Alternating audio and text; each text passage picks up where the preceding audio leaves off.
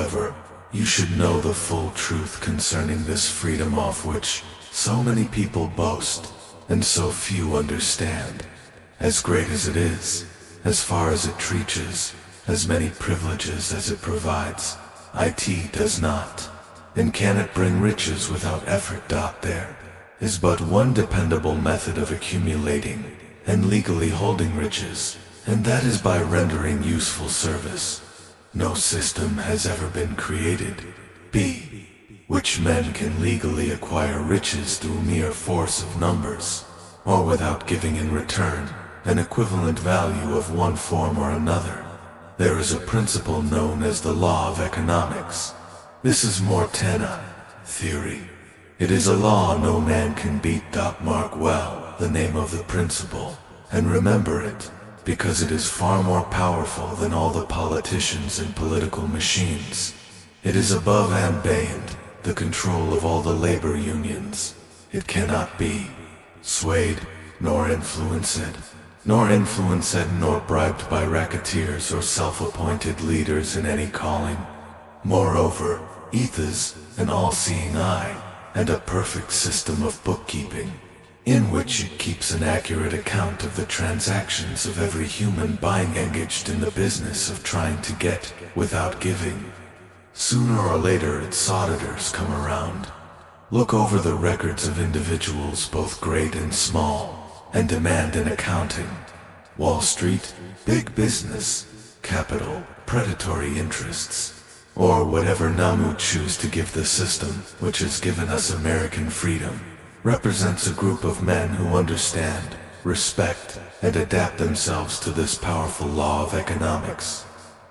Their financial continuation depends upon their respecting the law. Most people living in America, like this country, its capitalistic system, and I must confess I know of no better country where one may find greater opportunities to accumulate riches. Judging by their acts and deeds, there are some in this country who do not like it. That, of course, is their privilege, if they do not like this country, its capitalistic system, its boundless opportunities. They have the privilege of clearing out. Always there are other countries, such as Germany, Russia, and Italy, where one may try one's hand at enjoying freedom and accumulating riches, providing one is not too particular.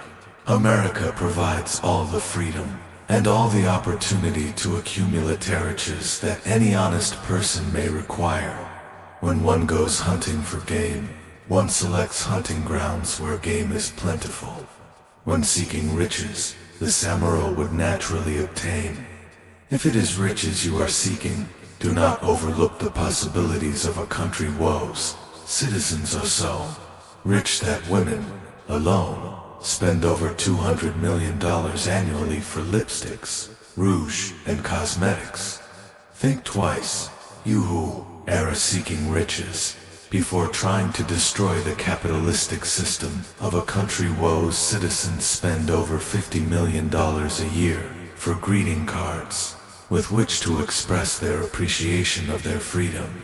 If it is money you are seeking, consider carefully a country that spends hundreds of millions of dollars annually for cigarettes, the bulk of the income from which goes to only 4 major companies engaged in supplying this national builder of numb and quiet nerves.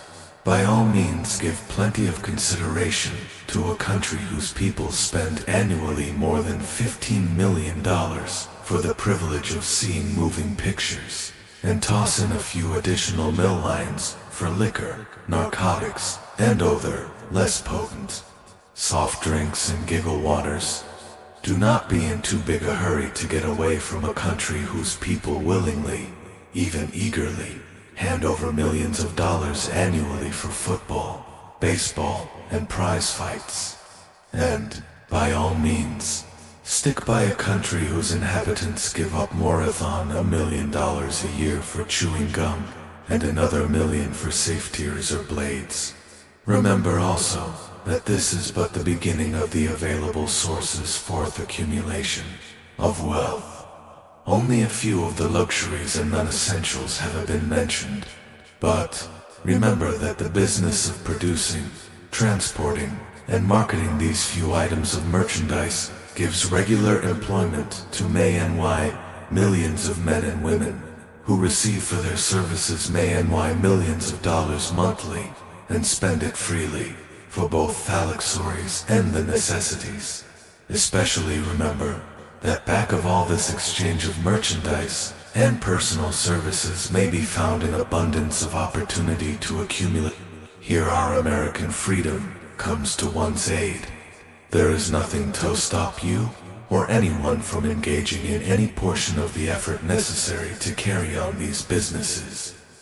If one has superior talent, training, experience, one might accumulate riches in large amounts. Those not so fortunate may accumulate smaller amounts. Anyone may earn a living in return for a very nominal amount of labor. So there you are. Opportunity has spread its wares before you. Step up to the front, select what you want, create your plan, put the plan into action, and follow through with persistence. Capitalistic America will do the rest. You can depend upon this much. Capitalistic America ensures every person the opportunity to render useful service and to collect riches in proportion to the value of the service. The system denies no one this, right? But it does not and cannot promise us a mita chanti for nothing, because the system itself is irrevocably controlled by the law of economics, which neither recognizes nor tolerates for long. Getting without giving, the law of economics was passed by nature.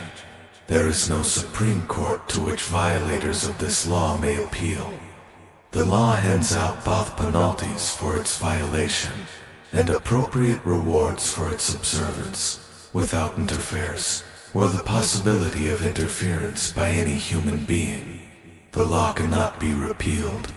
It is as fixed as the stars in the heavens and subject to and a part of the same system that controls the stars. May one refuse to adapt oneself to the law of economics? Certainly. This is a free country, where all men are born with equal rights, including the privilege of ignoring the law of economics. What happens then? Well, nothing happens until large numbers of men join forces for the avowed purpose of ignoring the law and taking what they want by force. Then comes the dictator, with well-organized firing squads and machine guns. We have not yet reached that stage in America, but we have heard all we want to know about how the system works. Perhaps we have one be fortunate enough not to demand personal knowledge of so gruesome a reality.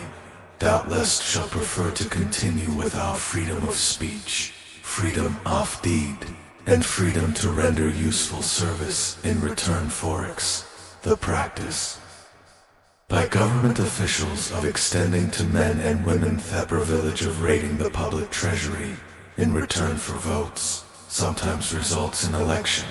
But as night follows day, the final payoff comes, when every penny wrongfully used must be repaid with compound interest on compound interest. If those who make the grab are not forced to repay, the burden falls on their children and their children's children, even unto the third and fourth generation. There is no way to avoid the debt. Men can, and sometimes do, form themselves into groups for the purpose of crowding wages up and working hours down. There is a point beyond which they cannot go. It is the point at which the law of economics steps in, and the sheriff gets both the employer and the employees for 6 years. From 1929 to 1935, the people of America, both rich and poor, barely missed seeing the old man economics hand over to the sheriff all businesses and industries and banks.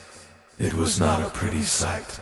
It did not increase our respect for mob psychology, through which men cast reason to thunes and start trying to get without giving.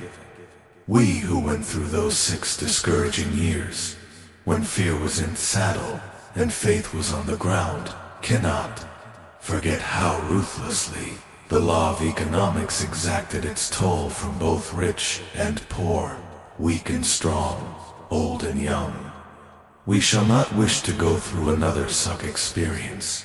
These observations are not founded upon short-time experience.